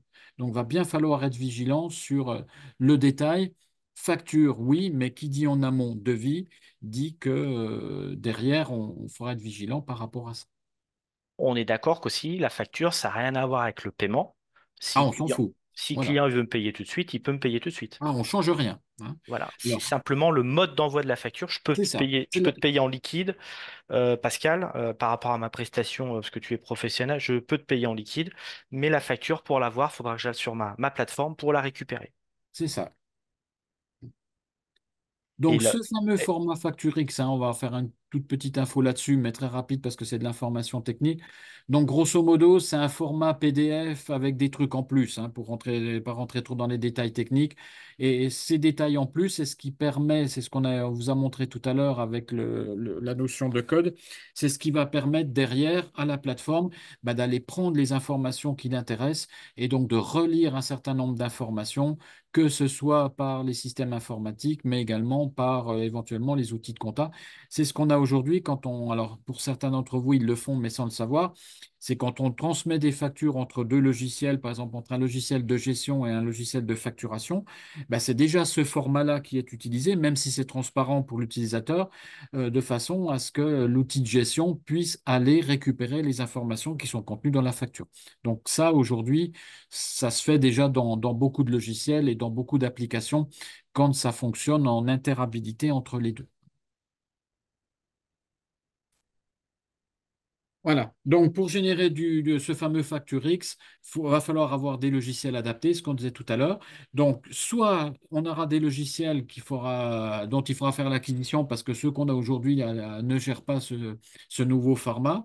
Soit peut-être pour certains qui ont déjà des outils de gestion, les mettre à jour de façon à ce qu'on puisse les rendre conformes à la réglementation et pouvoir générer ce fameux format et donc derrière transmettre ces factures donc à la plateforme ou à éventuellement l'outil de dématérialisation dont on parlait tout à l'heure, mais qui va permettre de transférer les documents et de faire derrière du traitement automatisé, hein. C'est ça l'objectif, c'est que derrière on puisse avoir tout ça dématérialisé entre guillemets. En Et termes de... j'ai aperçu, je te coupe Thierry, j'ai aperçu une petite remarque tout à l'heure. C'est évident qu'avec tout ça, les services de l'État, dont l'administration fiscale, a clairement le contenu, on ne va pas s'en cacher, de tout ce qui transite au niveau des factures, notamment entre pros, puisque le transfert il est dématérialisé. L'État a connaissance de tout ça, hein. Je veux dire, il ne faut pas s'en cacher. L'objectif, c'est ce qu'on a vu au départ, c'est la fraude à la TVA à la diminuer, faire un suivi le plus précis possible notamment de la gestion de TVA au niveau des entreprises. Il ne faut pas s'en cacher, hein. Je veux dire, on n'est pas philanthropes les uns et les autres pour se dire que derrière, l'objectif de tout ça, c'est entre autres le suivi des entreprises, notamment sur le B2B, hein, puisque derrière, tout est dématérialisé et automatisé. Alors, quand même, des avantages pour les artisans, c'est que notamment aujourd'hui, on a des organismes, des grosses entreprises qui imposent d'aller déposer ces factures sur des plateformes. Oui, Ben, demain, on aura l'obligation de passer par un DPD ou une une PDP. PDP, pardon. Et donc, le grand fournisseur n'aura plus l'obligation d'aller passer par sa plateforme à lui pour aller déposer la facture. Voilà. Hein, concrètement, moi, je prends toujours le même exemple pour compléter la remarque de Thierry. C'est qu'aujourd'hui, en professionnel, ben, si j'ai une facture, on va donner des noms, mais peu importe. Ma facture Orange, ben, elle arrive par exemple sur mon espace personnalisé Orange, sur lequel j'ai un login et un mot de passe. Ma facture Veolia arrive sur l'espace Veolia avec un autre login et un autre mot de passe. Ma facture Enedis arrive sur un autre espace perso avec un autre login et un autre mot de passe. Si je suis dans le bâtiment, ben, la facture de mon fournisseur d'Horace arrive sur mon espace perso avec un autre login, un autre mot de passe. Tout ça, à partir du 1er septembre 2026, on oublie. Et c'est pour ça que là, on va vraiment avoir une simplification. C'est qu'au niveau de la réception de nos factures, tout va arriver sur un seul et même endroit, hein. Donc, plus de multi-comptes, multi-mots de passe, multi-login sur mes espaces pro. Tout ça, on oublie. Donc, on est d'accord que dans ce sens-là, pour moi, ça va quand même nous simplifier les choses au niveau de la réception des factures. Alors, une petite question qu'on n'a pas eue, bah, c'est ce qui se passe aujourd'hui quand on reçoit une facture, même en tant que particulier sur mon espace perso. Bah, je reçois une alerte mail, voire une autre alerte SMS, etc., en me disant, ben voilà, Orange vient de déposer la facture sur votre espace. Là, ça sera la même logique, c'est-à-dire que dès que le fournisseur aura déposé une facture sur la plateforme, ben, on aura une alerte mail, un avertissement mail en disant, ben voilà, la facture a été déposée. Et pour compléter la remarque de tout à l'heure, le paiement ne change rien, hein. Je veux la payer tout de suite, je la paye dans 15 jours, dans 30 jours, ça ne change rien par rapport au paiement, hein. La PDP ne gère pas le paiement.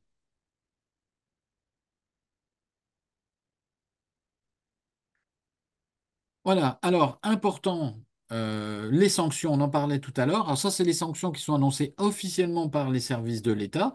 Donc, si déjà on ne met pas en place le système de facturation électronique, déjà il y aura des amendes, ça va tomber. L'absence de reporting, il y aura des amendes, etc. Et puis les mentions manquantes, on en parlait un petit peu tout à l'heure. Entre guillemets, double peine, le rejet de la facture. Et puis si on dépose la facture et qu'il manque des mentions dessus, ben, il y aura des amendes également au niveau des services de l'État, hein. Donc, il va falloir être très, très vigilant par rapport à ça, hein. Un rejet de facture, c'est ce qu'on a mis tout en bas de la slide. Un rejet de facture, ça veut dire évidemment pas payé par le client, hein. Donc, le client pro qui ne reçoit pas la facture ou qui n'est pas conforme, évidemment, elle ne sera pas payée. Donc, va falloir aussi être bien dans les clous, hein, au niveau des mentions obligatoires qu'on met sur les documents. Ça, on insiste bien là-dessus parce que ça sera un motif de rejet par la PDP, donc un non-paiement de la facture de la part du client final.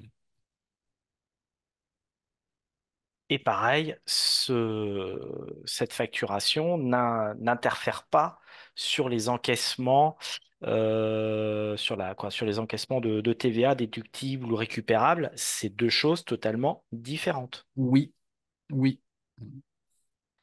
Et donc, par rapport aux logiciels professionnels, il y en a qui ont des logiciels professionnels, notamment dans le domaine médical. Je pense en relation avec les caisses primaires d'assurance maladie, liées par rapport au médical, liées par rapport au taxi.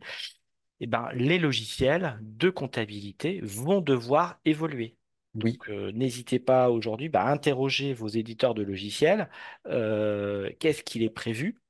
Et d'anticiper aussi les formations ou les prises en main de ces nouveaux logiciels, parce que on ne pourra plus faire de facture de professionnel à professionnel avec un fichier Excel ou un fichier Word.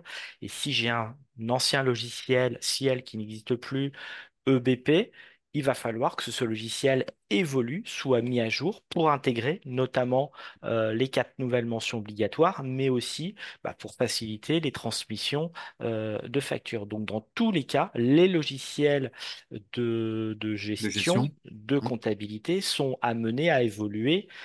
Et donc, pareil, anticiper au niveau de vos éditeurs, qu'est-ce qu'il est prévu, comment vous avez intégré cette réforme sur la facturation électronique.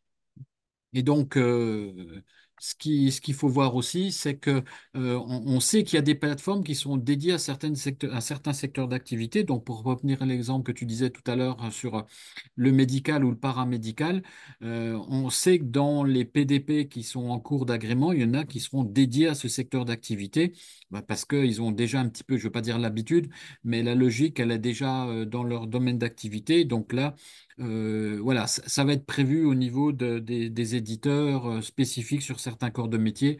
Je pense notamment au médical, paramédical, ça c'est dans les tuyaux. Mais ce Et, qui veut dire que là, concrètement, le choix de la PDP il sera très restreint, hein. Autant sur d'autres secteurs d'activité, on a vu tout à l'heure un petit peu le listing qu'on avait, où on pourrait, entre guillemets, être libre de choisir son PDP.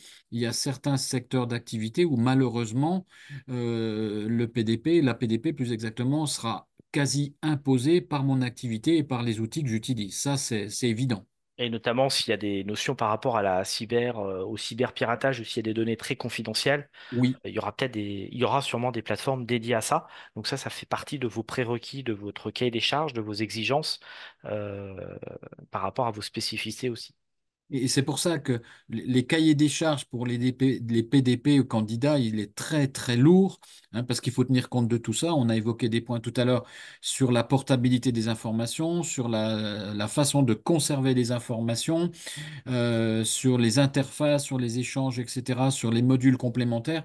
Le cahier des charges, il est phénoménal, hein, et c'est pour ça que aujourd'hui, ils sont tous en train de passer à la casserole, entre guillemets, pour être testés, retestés, re-retestés, pour voilà, tous ces problèmes de sécurité, de confidentialité, de RGPD, hein, puisque c'est directement lié à tout ça.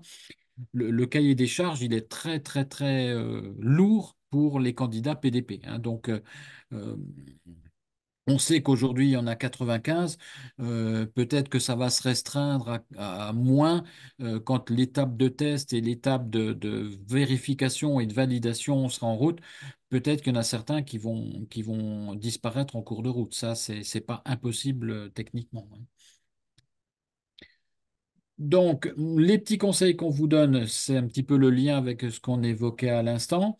Donc, dès qu'on va avoir nos agréments et qu'on aura un petit peu finalisé nos choix, bah, c'est aller s'inscrire sur CPDP, hein, pour qu'on puisse euh, anticiper, je dirais, l'échéance du 1er septembre 2026, hein, ce qu'on disait tout à l'heure. L'échéance, c'est le 1er septembre, mais rien ne nous interdit de commencer avant si on est dans les clous au niveau de nos échanges et qu'on est prêt, en tout cas sur la réception, hein.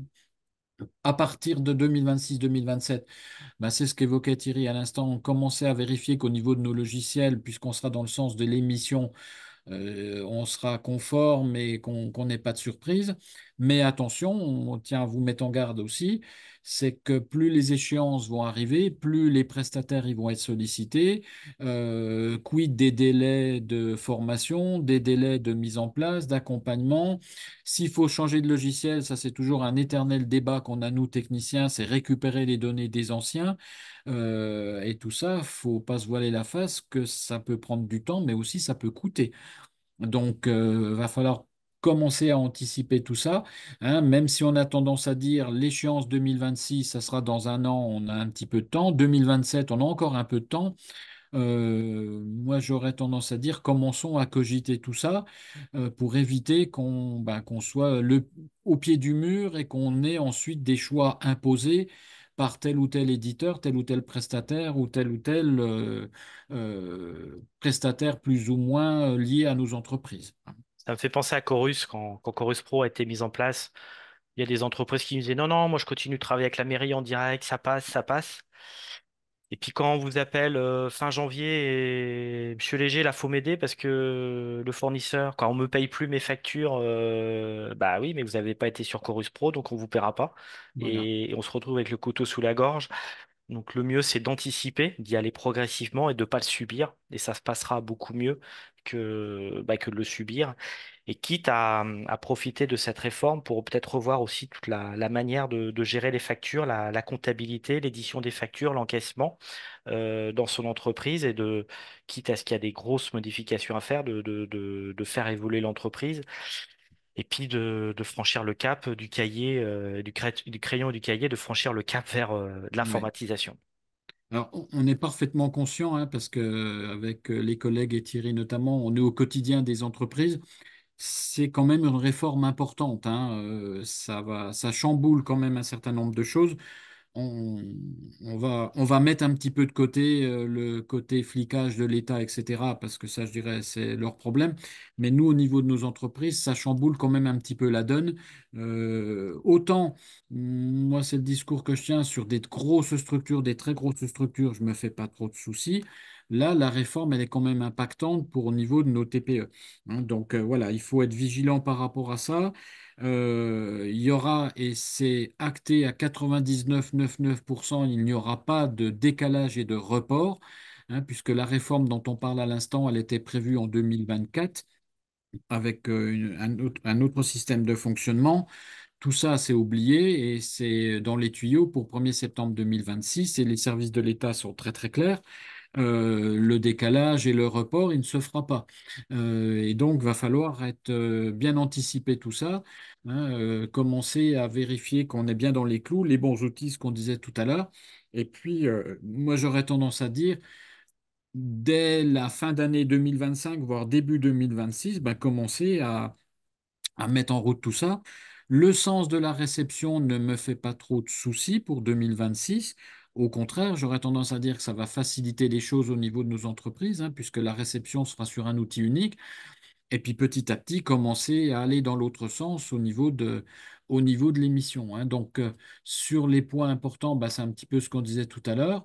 Euh, on oublie Word Excel, ça, on va dire, même si jusqu'à maintenant, on disait, bon, allez, on peut toujours, on l'oublie. les logiciels, il y a non seulement une conformité à avoir par rapport à la facturation électronique, mais on a quand même deux lois sur lesquelles les éditeurs devraient être conformes. C'est la loi du RGPD, la protection des données, puis la loi antifraude de 2018. Ça veut dire que les outils aujourd'hui de gestion, ils doivent être conformes à ces deux réglementations, ces deux législations qui sont importantes, hein. Donc, être vigilant par rapport à ça. On a pléthore d'outils de gestion. Je crois que les services de l'État m'ont dit aujourd'hui en France, il y a 7000 outils de devis facture, hein, qui sont en circulation. Je mets ma main à couper que les 7000 soient conformes à la totalité de la législation. Voilà, hein, je ne donnerai pas de nom volontairement, mais il faut être très très vigilant. Donc, le choix de l'éditeur est important, indirectement le choix du prestataire, hein, sur les évolutions. Et parmi les questions à se poser, bah, c'est de lier ce qu'on disait tout à l'heure, autant que possible, qu'il y ait un lien entre mon outil de gestion et la PDP, de façon à ce que le transfert il se fasse d'une manière automatique, et qu'on n'ait pas 15 000 manips à faire, hein. C'est que, grosso modo, j'ai fait ma facture, je la dépose sur la plateforme et je dirais c'est transparent pour moi. Et puis derrière, tout se gère via la PDP et via le flux, le fameux e-reporting dont on parlait tout à l'heure. Et puis pourquoi pas, et ça on commence à voir quelques éditeurs qui le font, une interface directe vers Chorus, hein, c'est-à-dire que la collectivité, ce qu'on évoquait tout à l'heure, elle a également un numéro de sirène, ben que la collectivité, elle soit dans ma base client comme est un professionnel, et puis quand j'envoie ma facture à une entité publique, et ben directement le logiciel et donc la plateforme orientent vers le Chorus. Ça, c'est des choses qui commencent à se mettre en place au niveau des éditeurs. Dire que dans ce cas-là, hein, ça revient à la remarque de Thierry, on n'a plus à se dire, ah bah oui, mais la collectivité, elle n'accepte pas ma facture. Ben, si depuis mon logiciel, je dis, je l'envoie au numéro de sirène 1, 2, 3, 4, 5, qui est la commune de Dijon, et ben, le transfert, il basculera directement sur le Chorus. Et ça, on commence à avoir des applications et des outils de gestion qui le font, hein. Donc, on va autant que possible essayer d'aller dans le sens de la simplification au niveau de la transmission des factures, hein.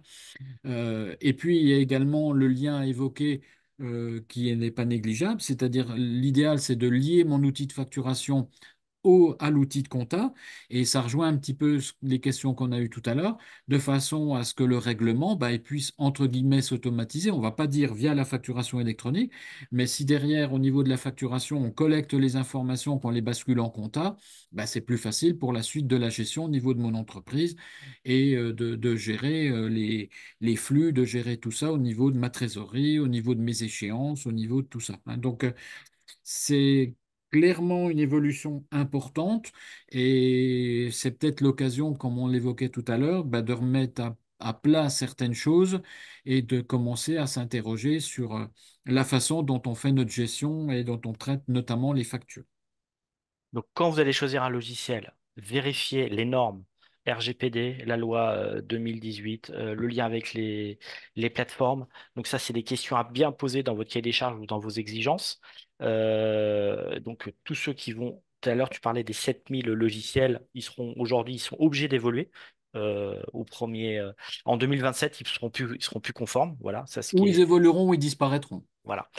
Et si vous êtes aujourd'hui à Word et Excel, ben, il y a une marche à franchir pour aller sur du logiciel. On peut vous accompagner peut-être en individuellement pour vous aider à réfléchir ou à venir à vous poser les bonnes questions pour faire le choix. On ne vous conseillera pas sur un logiciel en particulier. On en a, on pourra vous donner des listes de logiciels, mais on ne pourra pas vous dire il faut celui-là à tout prix. Mais on peut vous accompagner au niveau de la chambre de métier sur sur cette transformation, sur cette transition, sur la facturation. Voilà, Thierry, je ne sais On pas a si... eu beaucoup de questions. J'ai essayé d'être synthétique pour pas te couper à chaque fois.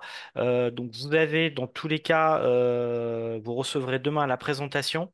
Vous aurez nos coordonnées mail et n'hésitez pas à revenir vers nous, à nous recontacter et on pourra relayer l'information auprès des collègues des départements qui sont concernés par la demande. Donc n'hésitez pas à revenir vers nous, à nous solliciter par mail.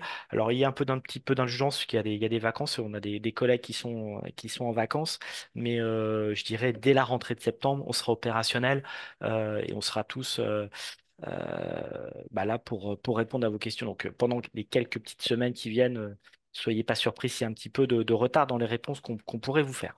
Je vois, tu as une ou deux petites questions encore, Thierry Ah, Carré. ça arrive, voilà, On ça a encore un arrive. petit peu de temps, hein, si on veut. Alors, on va pas traiter toutes les questions, je pense, parce qu'il y a des fois des cas un petit peu individuels, etc. Mais s'il y a des choses récurrentes, on peut prendre un petit peu de temps. Je te laisse la Alors, main. euh, oui, après on a des remarques sur ceux qui sont en micro, qui ne voient pas forcément l'intérêt ou l'inconvénient de payer un service qui, soi-disant, n'apportera rien pour recevoir les factures des grosses entreprises, parce qu'elles ne sont pas déductibles. Mais on le répète, la déclaration de TVA, ça n'a rien à voir avec cette facturation électronique. Il faut bien séparer les choses. Euh, Nous, on n'est pas là on est là pour vous passer l'info, on n'est pas C'est là ça. pour. On fait le relais. On fait le relais de l'État, voilà. L'État nous dit il y a ça qui va se mettre en place. On a fait le choix de vous passer les infos. On aurait pu aussi ne rien vous dire, hein, voilà. Donc Exactement. on a fait le choix de vous faire passer les infos. On Et entre le d'être cash avec vous, d'être honnête, hein. C'est voilà, notre rôle, en tout cas, voilà. Thierry et moi, on fonctionne pareil. Voilà, on a entre le Voilà. marteau et l'enclume, mais voilà, on vous fait passer les infos. On fait aussi remonter des infos au niveau des services de l'État lorsqu'on a des cas, des choses, hein. On fait aussi remonter des choses. Mais voilà, on a fait le parti de vous informer, de vous tenir au courant. On est neutre, indépendant. Nous, derrière, on n'a pas on n'y gagne rien de vous présenter tel ou tel prestataire ou fournisseur. Voilà, on est là pour vous amener à vous donner les clés pour choisir les bons outils et vous engager dans la bonne démarche. Et n'hésitez pas, pour compléter ce qu'on évoque à l'instant, à faire passer le message autour de vos collègues, hein, parce qu'on a régulièrement, et j'en ai encore eu cette semaine, des entreprises qui commencent à être démarchées. Alors, je ne vais pas dire que c'est du faux démarchage, hein, je ne vais pas aller jusque-là, qui commencent à être démarchées. Si vous suivez un petit peu l'actu, qu'elle soit sur les réseaux sociaux ou dans les médias, le sujet il commence à arriver de plus en plus. Donc, n'hésitez pas à faire passer le message, hein. Pour l'instant, stand-by. Ça ne veut pas dire qu'il faudra rien faire et qu'il faut rien faire, hein, mais surtout ne pas se précipiter sur des choix de PDP, etc. Parce que on en a, et puis on ne va pas donner de nom parce qu'on n'est pas là pour ça, mais vigilance par rapport à ça, hein. Ça ne veut pas dire qu'il ne faut pas s'interroger, ça ne veut pas dire qu'il ne faut pas regarder, mais je dirais pour l'instant, je ne contracte rien. Il n'y a aucune plateforme qui est agréée officiellement. Ça va arriver. On le sait que c'est à l'automne. On fera passer les messages par rapport à ça. L'État, comme les fonds sont en baisse, nous a clairement dit que la communication, elle va être minimaliste par rapport à ça. Donc c'est ce qu'on évoquait tout à l'heure. Nous, on va essayer de vous faire passer le message et de faire le relais le mieux possible. Vous orienter, on essaiera de le faire. C'est pas forcément notre mission et nos objectifs, mais on vous donnera des clés, on peut vous donner des pistes, mais il y aura toujours, je pense, des cas particuliers qu'il faudra traiter d'une manière un petit peu plus poussée parce on va forcément avoir des cas qui vont surgir comme ça. Et même les services de l'État, hein, on a déjà fait quelques réunions et des fois on a des auditeurs qui posent des questions. Ben, pour l'instant, la réponse, on ne l'a pas ou elle arrivera d'ici quelques temps, hein. Voilà. Eh ben, écoutez, je vous remercie. On a débordé un petit peu. Bon, on avait dit 1 heure et demie, on est pas mal, hein. Voilà, voilà. On est 1 heure et quart, 1 heure et demie. Ouais. Vous avez été très nombreux à nous suivre sur ce webinaire. On vous remercie et on vous souhaite de passer de bonnes vacances si vous n'êtes pas encore en vacances et puis de se retrouver à la rentrée. On aura d'autres événements, notamment des webinaires et notamment notre semaine du numérique pour ceux qui la connaissent et on vous informera qu'aura lieu début novembre.